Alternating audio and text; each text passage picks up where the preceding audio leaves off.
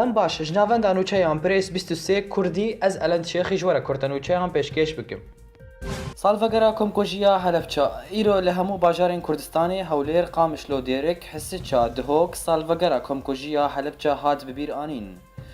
Di sala 1980 bihtirî 5,000 kes hat kuştin bi çekên kîmyewî li ser destê rejîma Saddam Hüseyin li bajarê Helepçê.